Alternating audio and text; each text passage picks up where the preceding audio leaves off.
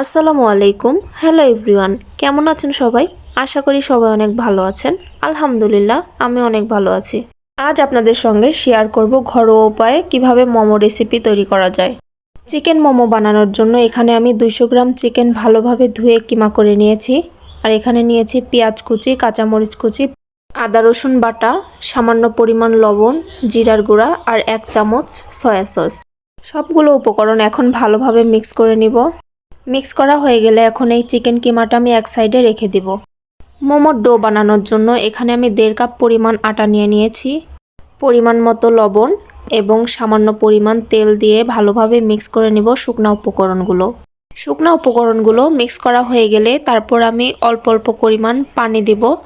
Normal টেম্পারেচারের পানি আপনারা ব্যবহার করবেন, কেউ কুসুম গরম পানিও ব্যবহার করতে পারেন, তবে পানি একসঙ্গে মিক্স করবেন না, অল্প অল্প করে পানি অ্যাড করে তারপর ডোটি তৈরি করবেন। এই যে আমার ডোটি কমপ্লিট হয়ে গেছে, এখন আমি এক সাইডে রেস্টে রেখে দেব কিছুক্ষণের জন্য। এই পর্যায়ে আমি এই মোমোর ভিতরে পুরটি বানিয়ে নিব। কিছু কিছু মানুষ মাংস কাঁচাই ব্যবহার করে, কিন্তু আমার কাছে ভেজে নিলে মাংসটার টেস্ট একটু বেশি ভালো লাগে। এখানে আমি মাংস ভেজে নিচ্ছিলাম। মাংসটি 5 থেকে 6 মিনিট ভেজে নেওয়ার পর তারপর আমি টমেটো অ্যাড করেছি। আপনারা চাইলে অন্য কোনো ভেজিটেবলসও অ্যাড করতে পারেন।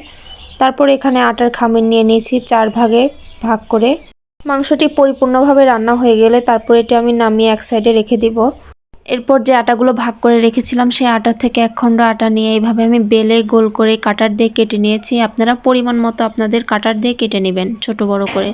তারপর এই যে পুর দিয়ে আমি মোমোর শেপ দিয়ে নিব।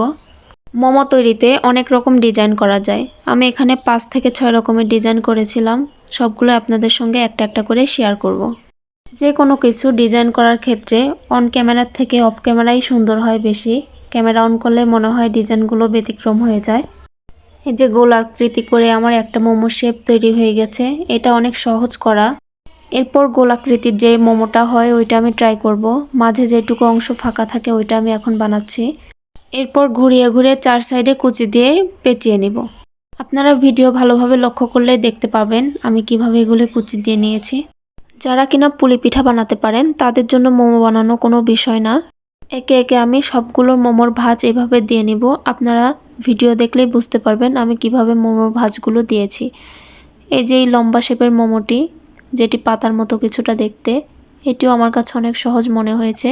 প্রথম অবস্থায় বানানো, তারপরেও অতটা খারাপ হয়নি।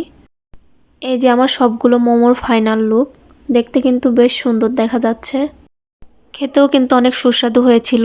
আমার মনে হয় বাজারে কেনার খাবার থেকে বাসায় বানানো খাবারটাই বেটার হয় আমাদের জন্য। চাহিদা পূরণের পাশাপাশি বাসায় তৈরি খাবারগুলো আমাদের স্বাস্থ্যের জন্য খুবই উপকার হয়ে থাকে। তাই সবাই চেষ্টা করবেন বাসায় তৈরি করা খাবার খাওয়ার জন্য। এখন রাইস কুকারের চালনিটি নিয়ে নিয়েছি, এটার মধ্যে তেল ব্রাশ করে দিব যেন মোমোগুলো না লেগে যায়। এখন আমি চালনির উপর সবগুলো মোমো একটার পর একটা দিয়ে নিব। আপনারা চাইলে একটি পাত্রে পানি দিয়ে পানির বলক তুলে তারপর মোমোগুলো ছেড়ে দিতে পারেন। তারপর 3 থেকে 4 মিনিট পানিতে মোমোগুলো ফুটিয়ে নিব। ফুটিয়ে পানি থেকে মোমোগুলো আলাদা করে নেব। এরপর আমাদের মোমো তৈরি হয়ে যাবে। আপনাদের কাছে যেভাবে সহজ মনে হয় আপনারা সেভাবে মোমো তৈরি করতে পারেন। আমার কাছে রাইস কুকারটাই সুবিধা মনে হয়, এর জন্য আমি সবসময় রাইস কুকারেই চেষ্টা করি যে কোনো কিছু বানানোর জন্য। একটি পাত্রে পানি দিয়ে রাইস কুকারে বলক তুলে নিতে হবে। বলক আসার পর তারপর আমরা মোমোগুলো রাইস কুকারের পর বসিয়ে দিব। 10 থেকে 15 মিনিট ওয়েট করলে আমাদের মোমো কমপ্লিট হয়ে যাবে। এই যে আমাদের মোমোগুলো হয়ে গেছে। আপনারাও বাসায় ট্রাই করবেন।